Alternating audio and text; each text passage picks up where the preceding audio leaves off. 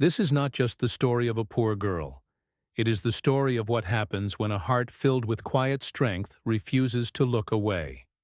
A girl was thrown out of school, not for failing her studies, not for breaking rules, but simply for being poor. She was humiliated, abandoned, and left to carry her pain in silence. But what no one at that school could have ever imagined was that a humble woman, a seamstress who owned nothing but an old sewing machine and her dignity, was about to change the course of that girl's life with nothing more than a worn-out uniform and a dry piece of bread. Amina was the girl who tried to make herself invisible in the hallways, the one who always sat quietly at the back of the classroom, eating her dry bread while others shared bright lunches. But poverty is a shadow that cannot be hidden. Teachers noticed her torn uniform, classmates mocked her plain food, and whispers followed her wherever she went. One day, the whispers turned into a cruel reality. The principal called her into the office and with cold words expelled her because her fees were unpaid. No teacher spoke in her defense. No classmate offered comfort. Not even a single voice rose to say, "Wait, this isn't fair." Amina walked out with her head low, her heart heavier than her school bag, and her small hands trembling. She wandered the street outside, trying not to cry, but her tears betrayed her. That was when someone saw her. Mrs. Halema, the neighborhood seamstress. She didn't ask questions. She didn't scold or pity. She simply watched the girl's tears fall, and something deep inside her stirred. That evening, while the rest of the village grew quiet, one house remained awake. The little sewing machine inside Mrs. Halema's modest home hummed without pause, its needle rising and falling in steady rhythm, almost like the beating of a determined heart. The yellow glow of her old lamp lit up scraps of fabric, loose threads, and a cup of forgotten tea. Every stitch she made that night carried something heavier than thread. She was stitching a choice, a memory, and a quiet rebellion against a world that thought the poor did not deserve dignity because Mrs. Halema knew. She had once been Amina. She too had been the little girl sent away from school because her family couldn't pay. She too had carried that silent shame home, her tiny feet dragging through the dirt roads, feeling smaller than anyone should ever feel. So when she saw Amina's tears, it was not pity that filled her. It was recognition, an old wound answering the cry of a new one. The very next morning, Amina walked by again, her eyes swollen from crying all night. In her hand, she carried a dirty scrap of cloth. In a voice so faint it was almost gone, she asked, "Do you have a piece of cloth I can use as a handkerchief?" Mrs. Halema did not ask why. She simply opened her door, pulled out a chair, and offered the girl half a piece of bread. She placed it gently before her, as if saying without words, "You are safe here." Then she waited in silence, letting the girl decide when to speak. And Amina did. Slowly at first, then like a flood breaking free. She told her about the unpaid fees, about her mother who now cared more for her new husband than her daughter's books, about teachers who turned their faces away and classmates who laughed at the sound of her dry bread cracking at lunchtime. She poured out her pain, every detail, every wound. And Mrs. Halema simply listened. She did not interrupt. She did not pity. She listened with her whole being, because she knew that sometimes the greatest kindness is to give space for another soul's truth. When Amina finished, she waited for advice, for comfort, for answers. But Mrs. Halema stood, walked quietly to her cupboard, pulled out a clean piece of fabric, folded it into a neat handkerchief, and tied it around the girl's hand. Then she spoke just one sentence. "Take it slow. This pain is stitching something in you too." Amina did not fully understand, but those words settled in her heart like a button kept safe for the day when it would be needed most. After Amina left, silence filled the seamstress's little house again. But it was not an empty silence. It was heavy, charged with decision. She sat down at her sewing machine and turned it on again. The needle pierced fabric as if it were piercing injustice itself. She sewed all through the night, until her hands ached and her back burned. Because she had already made up her mind, this story was not going to end with Amina's tears. The following morning, the sky itself seemed heavy, as though the clouds carried secrets. The village was just waking up, shopkeepers raising shutters, radios cracking to life, children chasing each other down the street. But Mrs. Halema had been awake for hours. The fabric she had meant to sell was now transformed into a school uniform, clean, neat, handmade with the patience of a mother and the defiance of a fighter. She folded it carefully, placed it in a cloth bag, and before stepping out, touched her sewing machine with reverence, as though saluting an old companion. "Today," she whispered, "we are stitching truth." She walked through the streets in her worn sandals, her faded dress brushing against her knees. Every step carried the memory of her own past, of the child she once was, humiliated for her poverty, abandoned by silence. But unlike then, today she was not alone. Today she carried a piece of justice in her hands, and she was ready to face whoever stood in her way. When she entered the school, she did not hesitate. She did not wait to be announced. She walked straight in, her presence quiet but firm, like a storm that cannot be ignored. Staff whispered, some looked away, others smirked, but she didn't stop. She reached the front office where a young secretary frowned at her. "Are you here to drop off a sewing order?" she asked with a mocking tone. Mrs. Halema looked her straight in the eyes and said, calm but unshakable, "No, I am here to deliver a receipt of humanity. Will that do?" At that moment the principal, Madame Seyfou, appeared. Tall, stiff, and cold, with the air of someone who had never once begged in her life. She looked at the seamstress as if she were dirt. "Can I help you?" she asked, her voice sharp, her smile cruel. Mrs. Halema did not flinch. Her words were steady, each one carrying the weight of truth. "I want the file of the girl Amina. I want to pay what is needed. But before that, I want to know what kind of school sends a child away without even asking why she cannot pay." The room went silent. Even the ceiling fan seemed to slow. The principal crossed her arms. "Do you know how much it costs to keep a student here? Do you know the price of every missed month?" "I know the value," the seamstress answered softly. "And that is exactly why I am here. Because anyone who measures a child's worth by money should not be trusted with education," the principal scoffed, rolling her eyes. "We cannot make exceptions, ma'am. This school has rules." That was when Mrs. Halema reached into her bag and laid the freshly sewn uniform on the desk. The stitches were strong, the buttons sewn on by hand, the fabric neat and shining. "Rules that ignore hunger," she said quietly. "Rules that notice shoes but forget the eyes. Here is the uniform, here is the receipt. And if you want, I'll return tomorrow with the first payment." No one spoke. The secretary stared at the uniform, her throat tight. The principal's face hardened, but the silence in the room was louder than her authority. And in that silence, something shifted, because sometimes it is not anger that changes the world. It is dignity. It is the unshakable courage of a simple woman whose hands are calloused, but whose heart is braver than any law. The next day, Amina walked back into her classroom. Her steps were still shy, but her chest carried a new strength. She wore the uniform Mrs. Halema had sewn, and though her shoes were patched, her spirit was not.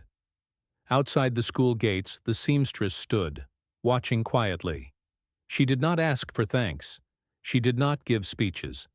She simply lifted her face to the sky, closed her eyes, and whispered, "One life was already worth it." And from that day on, the village began to speak, held her steps steady.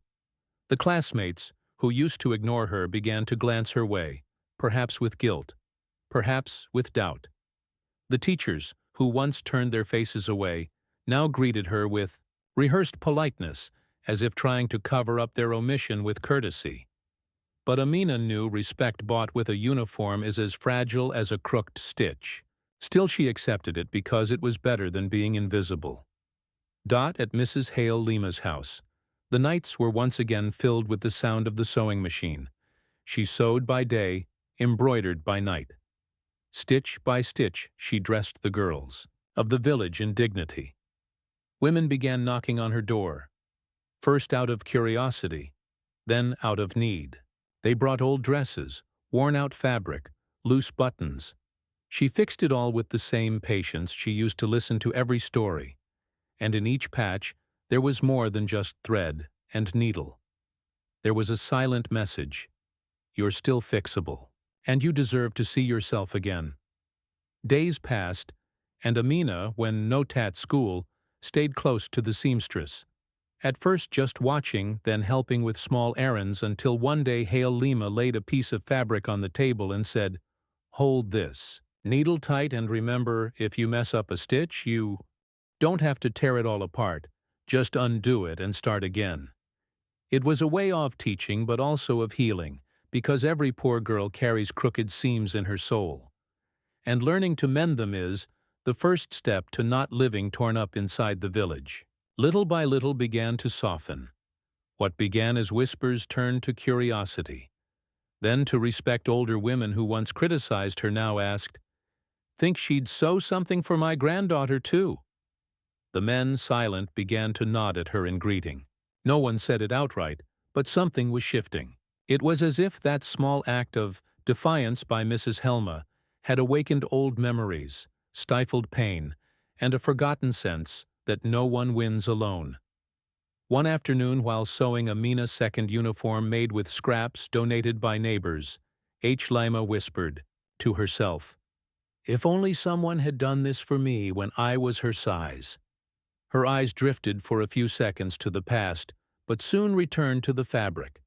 Because in that moment, more important than remembering her own pain was making sure another girl didn't have to carry the same burden. And that's how, between whispers and scraps, the village began to change. Not with speeches, not with decorated charity, but with a simple seamstress who faced judgment with thread and faith, and with a girl who began to believe once again that learning was her right, even when the world tried to say otherwise. It didn't take long for Mrs. Hale Lima's makeshift workshop to become Amina's second home. When school was over, the girl would run through the village alleys, kicking up dust with shoes, now worn from use but full of determination. She arrived at the seamstress's house with her notebook under her arm and a spark in her eyes, the kind of look that still seeks to learn, even after everything the world tried to teach her in the cruelest way. Mrs. Halmer, not one for hugs, greeted her, with a restrained smile and the same familiar phrase, "Did you wash your hands, girl?" It was their silent code, a reminder that in that space more than fabric was being stitched. In the early days, Amina just watched. She sat on a little stool near the window, where the light filtered through the wooden slats and lit up her attentive face. Mrs. sewed like someone in prayer. Each stitch was firm but unrushed. The needle entered and exited the fabric with precision, and Amina followed it all with wide eyes, like she was witnessing a quiet miracle. When the seamstress finished a piece, she'd hold it up to the light and murmur, "If it's not right, we undo it. It's not the end of the world."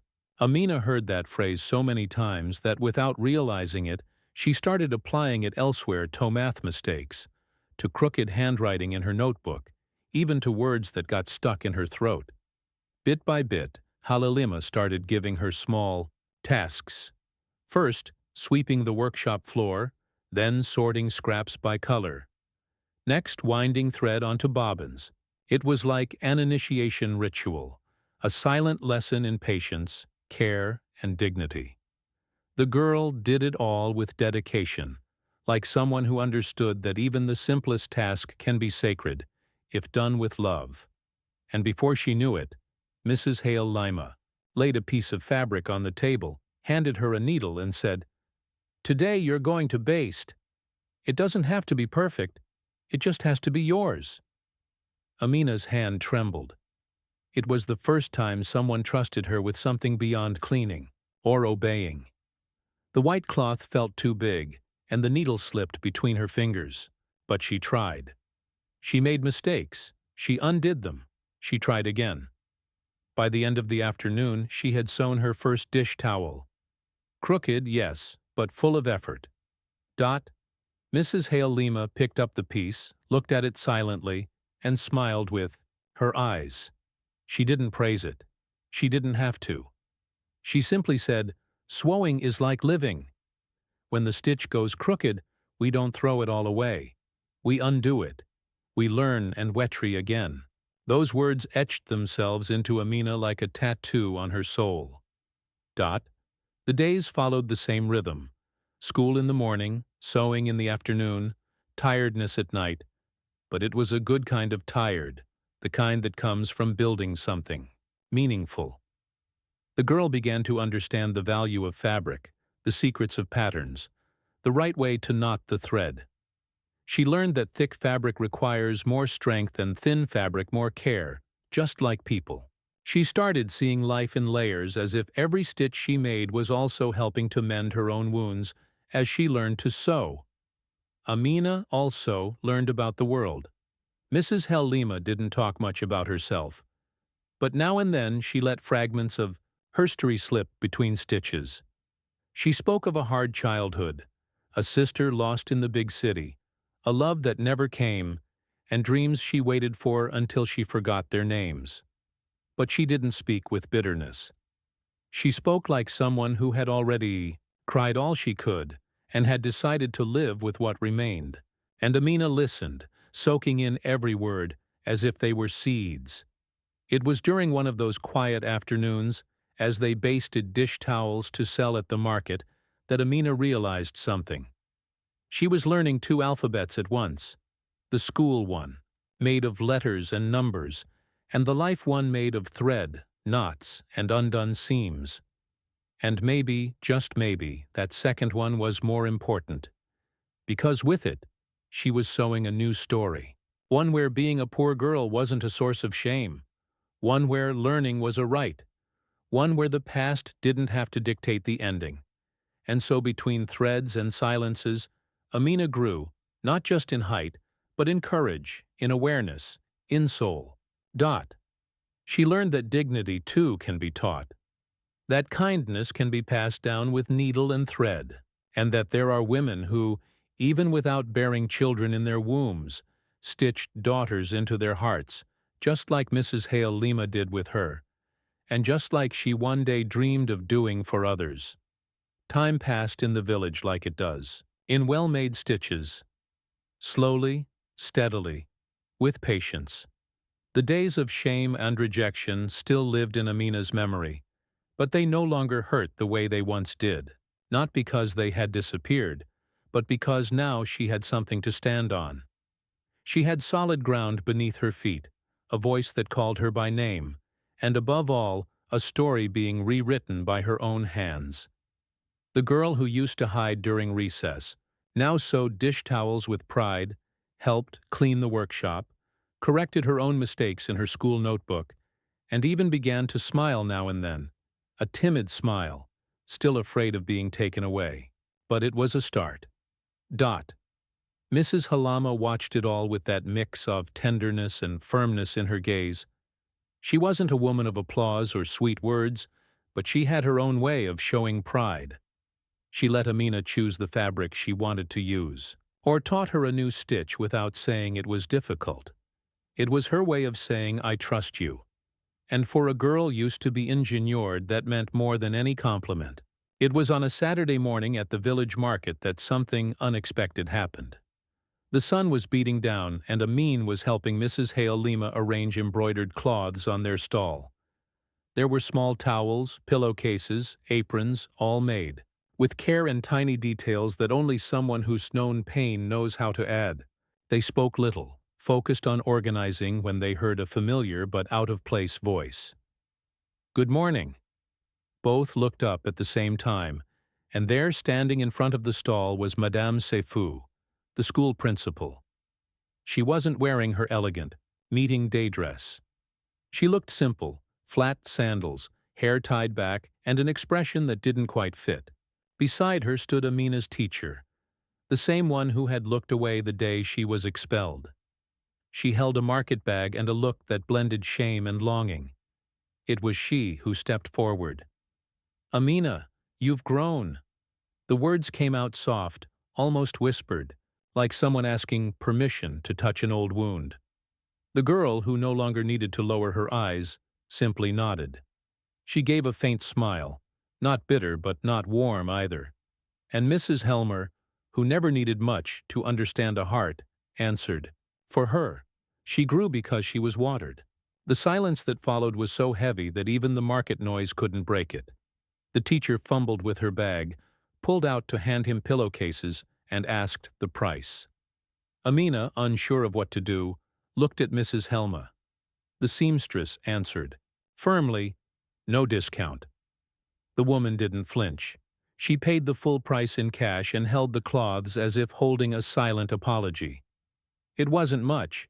It didn't undo what had been done, but sometimes forgiveness starts with a small gesture. And in that gesture, there was all the guilt the teacher had been carrying in silence. On the way home, Amina walked slowly. She didn't say much, but her eyes looked wetter than usual. Sensing it, Mrs. Hale Lima said gently, "Some people only learn Tosi once the flower blooms." The girl replied, "But I was a seed. She could have watered me." Hale Lima stopped walking. She held the girl's hand firmly and said, "She could have, but she didn't. And even so, you grew. That's what matters." That day, when they got home, Amina sewed a small dish towel all by herself. She used a simple floral fabric and embroidered in the corner with crooked letters. "What watered me was courage." It was the first time she wrote something with thread and without knowing it. It was also the first time she turned her pain into a symbol. That towel was hung on the wall of the workshop, not for sale, but for remembrance. To remind her that past pain doesn't vanish, but it can be transformed. Stitch by stitch, word by gesture, silence by courage. And just like that, the teacher who once stayed silent found a way to say sorry. Not through speeches, not through excuses, but with lowered eyes and the humility to admit she was wrong. And Amina, the girl once expelled, without a chance to speak, responded in the most mature way a wounded soul can, by living with dignity and leaving the past where it belongs, behind her, stitched in, but not forgotten. The village was celebrating. It was the end of the year, and the school, once a symbol of exclusion for some, was now preparing for the graduation of its newest class. Children ran through the clean hallways decorated with colorful ribbons. Parents adjusted themselves in the chairs set up in the gym, brushing off the dust from clothes saved for special occasions. Teachers organized lists, speeches, and flowers. And in the midst of all that commotion, one name echoed in the whispers carried by the walls. Amina. No one had expected that girl, Theone, who just a few years ago had been expelled for not paying her school fees, to now be among the graduates. And not just that, Amina was the top of her class. High grades, award-winning essays, participation in local competitions. She, who had once arrived in a torn uniform with her eyes to the ground, would now receive her diploma with honors. But the most remarkable thing wasn't the grades on her report card. It was her posture, the dignity in her walk, the calm in her gaze, the respect she cultivated even in harsh soil. The week before the ceremony, the school administration held a meeting. They discussed the list of special guests. One teacher suggested Amina as the evening's honoree. Another hesitated. But what about the seamstress? Should we invite her to the principal? The same one who had once tried to erase both of them from the school fell silent. She didn't want trouble. She suggested better not mix things. The girl, yes. The woman, ... not necessary, and so they decided. But they forgot. Those who stitch destiny don't need an invitation. On the morning of graduation, Amina woke. Up early, she was restless, but at peace. Laid neatly on the bed was her dress, not rented, not from the most expensive shop. It was one of a kind, hand-sewn, stitch by Mrs. T. Lima, made from donated fabric, scraps of memories, and patches of faith. The lining was from an old quilt. The collar detail came from a dish towel Amina had embroidered months earlier, and the belt, made from a reused ribbon, was the final touch, simple but strong, like the hands that had sewn it. Amina got dressed in silence. Mrs. Hel Lima gently fixed her hair as if she were combing the future before leaving. The seamstress handed her a small box. Inside, an old metal brooch engraved with the initials of the grandmother who had taught her to sew. "Today you carry with you what was once given to me. Courage." Amina nodded. And without needing to say it, they both knew this day was more than a graduation. It was justice. The ceremony had already started when Mrs. Helm entered the hall. She wasn't announced. She wasn't expected. But everyone noticed her. She walked slowly between the chairs, wearing a dark blue outfit. She had sewn herself for the occasion.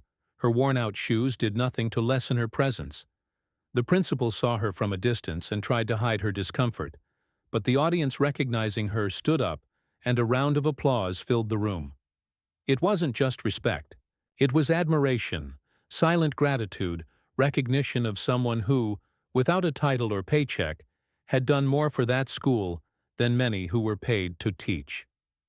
When Amina stepped onto the stage to receive her diploma, she looked out at the crowd and found Hale Lima's eyes. She smiled. And in that smile was everything words couldn't say. Gratitude, love, pride, justice. The school had tried to leave Hale Lima out, but history wouldn't allow it, because some truths can't be erased, not even by the ink of bureaucracy, and some presences make themselves known, even in silence. The seamstress, who had never studied, beyond the basics, was now celebrated in a school that once treated her as invisible, not out of charity, but out of merit, out of bravery, for having been a root where others saw only dry soil that night. As the Hallemptied and the decorations began to fall, Amina and Hale Lima walked back home. They didn't speak. Their silence was comfortable, like a well-made scene. When they arrived, they carefully hung the dress, and Hale Lima, with tears in her eyes, said simply, "You graduated?" "Yes, but today I'm the one who feels complete." Amin rested her head on her shoulder, and in that gesture were all the diplomas the world might never acknowledge, but that life had already sealed with honor. The Ville's community radio station operated out of a makeshift room in the back of the municipal market. The walls were thin, the microphone crackled from time to time, and the fan made more noise than it did breeze. But on that Saturday, the space had a different kind of glow. It was the day of the interview with Amina, the girl who had once been expelled for being poor and who, now graduating with honors, had been invited to share her story. The host, a man with a calm voice and a wide heart named Jalma, had prepared his notes carefully. But he knew all he had to do was let her speak, because some stories tell themselves. All they need are courage and memory. Amina arrived with her, graduation dress folded neatly in her arms, the same blue dress sewn from the scraps that Mrs. Halima had saved over the years. She entered the studio with steps still shy but steady. Her eyes carried the same brightness she had when she held her first notebook, though now there was something more. Awareness. She knew who she was. She knew where she came from. She knew that every stitch of that dress held a piece of her. Path Jalma welcomed her warmly. They began by talking about school, overcoming challenges, and her grades. But soon the conversation went deeper, and when he asked, "What does this dress mean to you?" Amina fell silent for a moment. She looked down at the fabric in her hands as if revisiting each seam. Then, with a voice caught in her throat, she replied, "This dress was made from the scraps of my shame and of the dreams I refused to throw away. The studio fell completely silent. Even the microphone's static seemed to pause out of respect. She went on to explain that every part of the dress had a story. The lining came from a floor cloth she used as a child while cleaning the house for her mother. The sleeves were from one of Hale Lima's old aprons worn in her early sewing lessons. The lace on the collar was from a blouse donated by a neighbor. Everything was reused, nothing wasted, just like her life. I learned from Mrs. Hale Lima that nothing is too small to become something beautiful, that even what others throw away can become a seed. And in that moment, she was no longer the poor girl from school. She was a woman stitched together by scars and faith. The interview aired that same afternoon, and something happened in the village. Women who had once only watched began to move. Some knocked on Hale Lima's door the next day. They brought daughters. They brought old clothes. They brought questions. "Can you teach mine too?" they asked, eyes full of hope. It wasn't just about sewing. It was about refusing the place that had been imposed on them. It was about finding a thread to pull and starting to rebuild. It was about resisting. Mrs. Hale Lima, who had never had a daughter, opened the door calmly. No fanfare. She simply laid the fabrics on the table and said, "Here we learn tundo what was poorly made without fear of starting over." Amina helped. She taught the basics. But more than anything, she listened because every girl who arrives with fear must first be heard, then guided, and only then challenged to stitch her own story. The blue dress was hung on the wall of the workshop, not as a trophy, but as a living memory.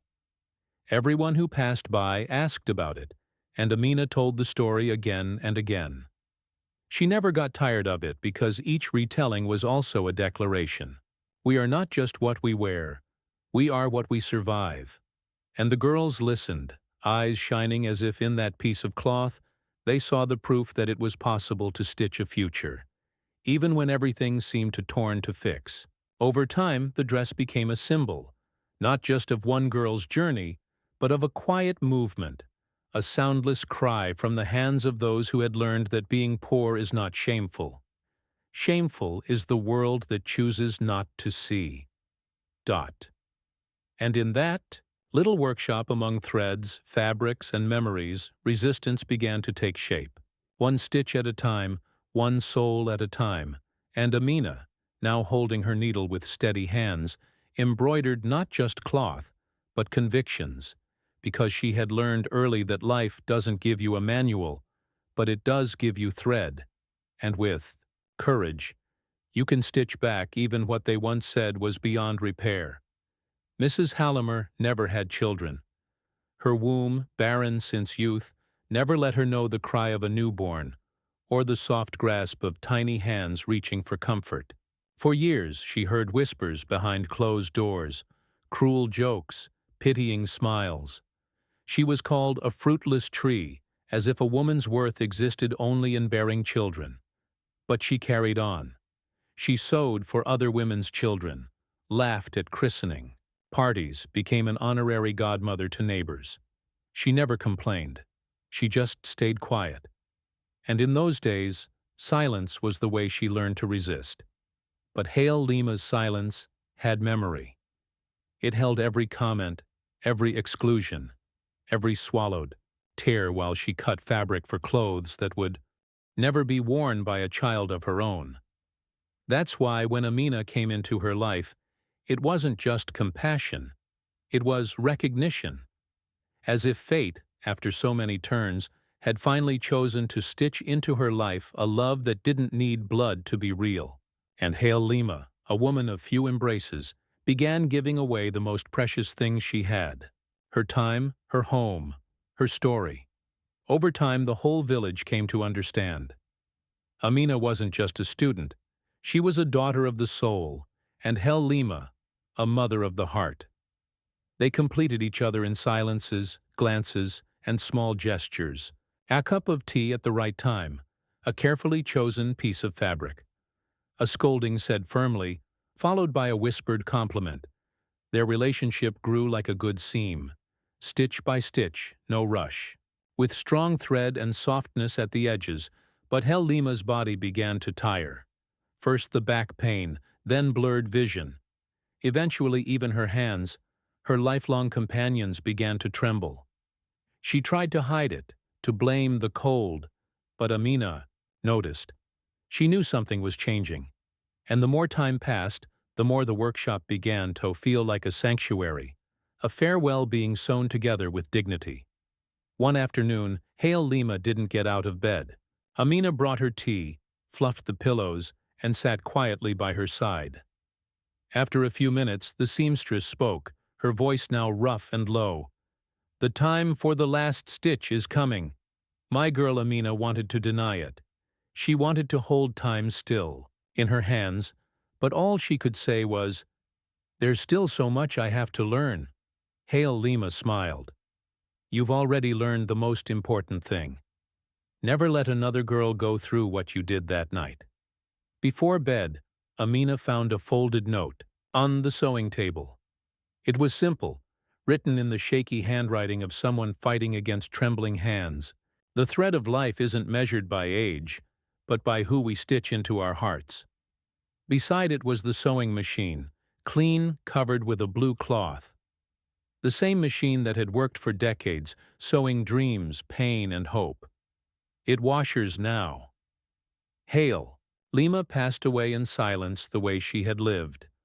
No fuss, no public mourning. The entire village came to the funeral. Women who had learned to sew with her. Men who had bought her clothes. Children who had heard her stories.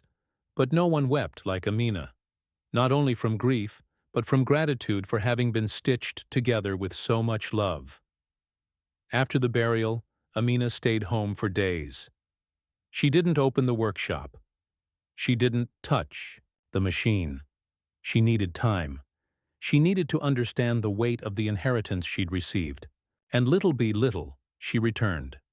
First, she cleaned the scraps. Then, she organized the threads. Finally, she turned on the machine. Its familiar sound filled the house as if Lima herself were there watching, quietly smiling. Amina knew that the machine wasn't just a tool. It was a legacy, a bridge between old wounds and future dreams. And with it, she made a promise. "I will never again let a girl be expelled for being poor." It wasn't just a vow.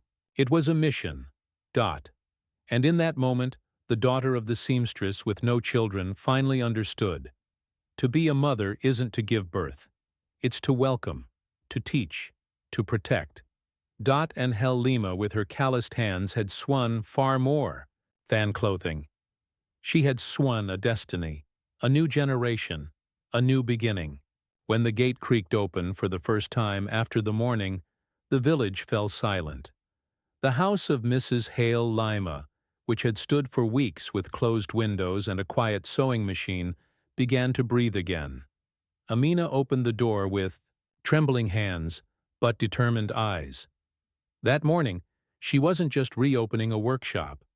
She was stitching her grief into action. The emptiness left behind by the woman who taught her how to live would now be filled with a new purpose to teach. Word spread quickly, and with it came doubts, whispers, and stares. Some said it was too soon. Others claimed Amina was too young, too inexperienced. But there was something about her that no amount of time could argue with willpower. And before long, the girls began to appear. They arrived shy in worn-out clothes, eyes lowered the same way Amina had once come. Daughters of seamstresses, market women, forgotten women. Each carried her own scar, her own hope, and they all longed for the same thing, a space where they could learn and belong. The first to arrive was Zawi, daughter of a woman who sold fruit, in the market. Then came Jamila, whose father had died and mother was ill. Every week more girls knocked at the door, and Amina welcomed them all with the same gesture she'd learned from Lima. A clean piece of fabric on Unthinkable, a fresh needle, and a firm phrase, "You don't have to know anything here. You just have to want to learn." And in that simple space, smelling of soap and fabric, lives began to change. The rule was clear: no fees, but also no laziness. Yes, the girls learned how to sew. But before that, they learned to listen to respect the rhythm of the fabric, the patience of a stitch, the humility of making mistakes. Amina taught that undoing wasn't failure. It was part of the process. That every mistake is a path toward doing better. That dignity too can be embroidered, and that those who learn to stitch fabric also learn to stitch their own story. Little by little, the workshop transformed. It was no longer just a place for sewing. It was a refuge, a gathering place, a shelter for dreams. Notebooks rested beside spools of thread. Prayers were murmured before starting the machine. There were smiles during tea breaks. Amina made sure everything remained just as Lerma had left it. The old machine, the brooch, the cabinet, the blue dress hanging on the wall. It was as if the seamstress was still there, quietly guiding it all with her eyes.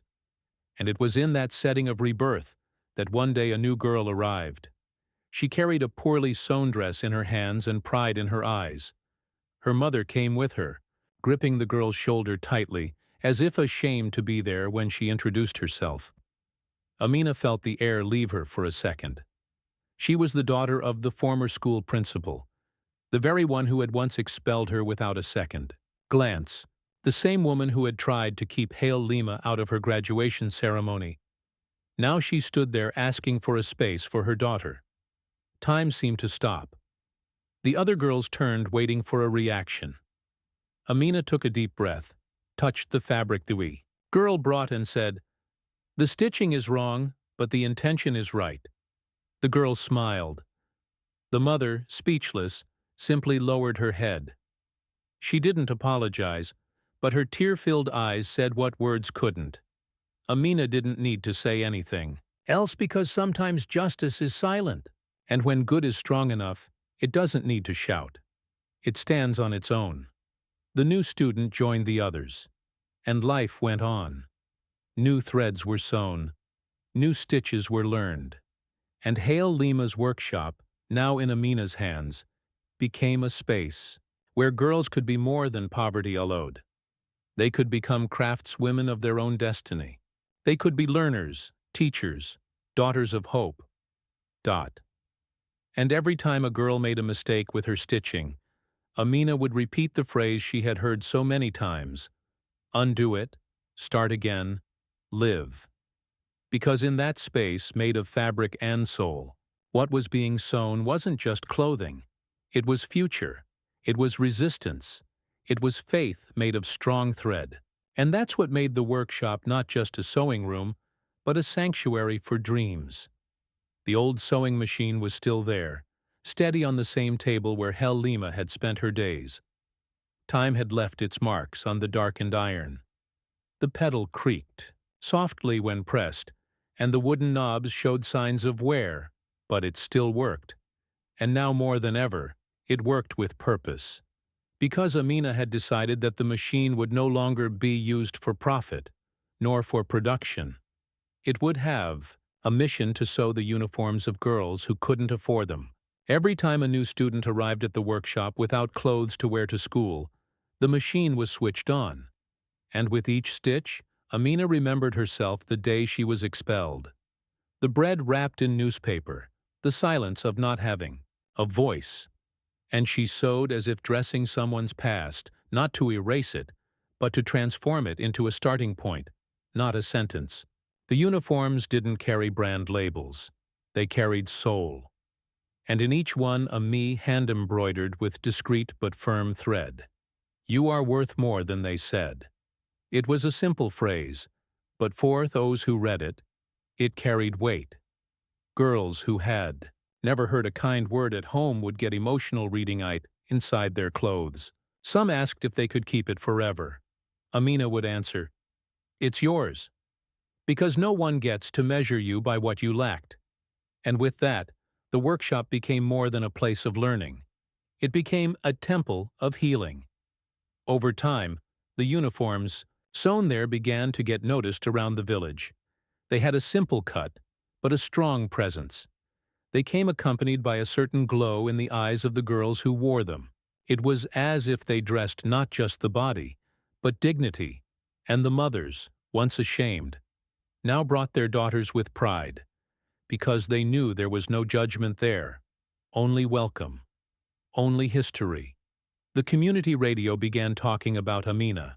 Again, not as a top student this time, but as a woman who turned her pain into a living legacy. Reports were made. Visitors came. Offers of help appeared. But Amina refused sponsorships that came with strings attached. She said the workshop would only run on faith and hands, and if one day that wasn't enough, she would go back to sewing dish towels too by thread, because what was created there wasn't for sale, it was given. And those who receive something with soul understand value isn't measured in coins. The old machine, once a symbol of hard work and silence, was now a witness to transformation. When switched on, it made less noise than before, but far more sense.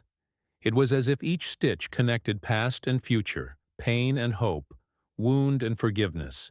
And those who sat before it didn't just feel the weight of the needle, they felt the weight of a legacy. One night, Amina stayed in the workshop alone. The girls had all gone home. The light was dim. The tea on the table had gone cold. She turned on the machine and began sewing yet another uniform.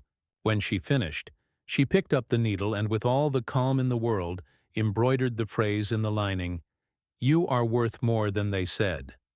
Then she held the fabric to her chest, closed her eyes, and whispered, "Thank you, Hail Lima."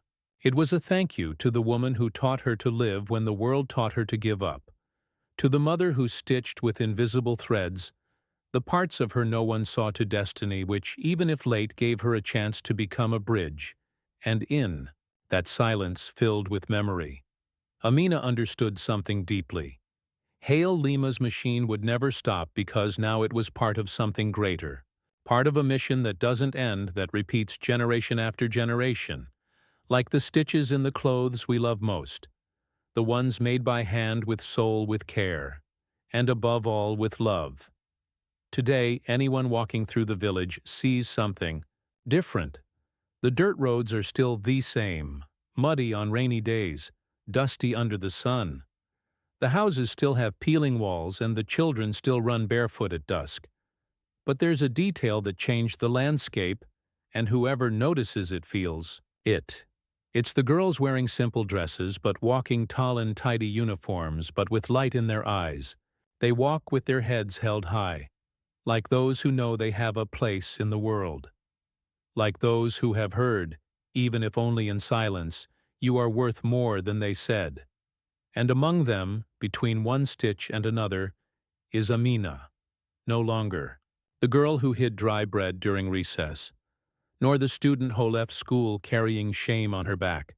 She's a woman now, a reference, a living memory that rejection doesn't erase her story.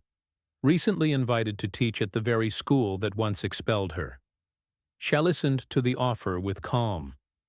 She heard the compliments, the statistics, the fancy, words once denied to her, and with the serenity she had learned from Hail Lima. She said no, not out of pride, but out of choice. She said that the greatest classroom was still life itself, and that her workshop, with its threads, silences, and gestures, already taught more than any chalkboard could. She said that there, in her space, no girl would have to apologize for being poor. None would be ignored for wearing worn-out clothes. None would hear she couldn't continue just because she couldn't pay, because there, on that well-walked floor, education was made of sewing, dignity, and welcome. At the entrance to the workshop, Amina hung a sign, not metal, not glass, just old wood, with letters painted by hand, but it carried the soul of someone who knows pain and turns it into a bridge. Here, no one is too small to learn, nor too poor to dream. And the phrase stayed not as decoration, but as a warning, as a promise, as a root. Inside the girls kept learning, sewing slowly, making mistakes, undoing stitches, starting over as it should be, as life demands. And every time a student cried out of frustration, afraid she wouldn't get it right, with tangled thread or torn fabric, Amina would come close, sit beside her, take her hand, and say what she herself had once heard in one of the most important moments of her life. Undo it, start again, live. Because deep down, that's what she had learned. That life doesn't always come neatly stitched. That there will be moments when everything feels crooked, wrong, lost. But even so, there is hope. There is thread. There is a chance. And the future. It can still be sewn together with courage. Even when the past tries to tear everything apart, Amina stitched her own future. Not with luxury, not with shortcuts, but with truth. And because of that, every stitch remains in the clothes the girls wear in the memory of the village, in the machine that never stopped again. And above all, in the heart of anyone who's heard her story, and now knows that even when everything says no, it is still possible to begin again. All it takes is courage and a steady thread. If this story touched your heart, let us know where you're watching from. Leave a comment below. We'd love to hear from you. Don't forget to like the video, share it with your friends and family, and subscribe to the channel. That really helps us keep bringing you real and emotional stories like this one. Thank you for being part of our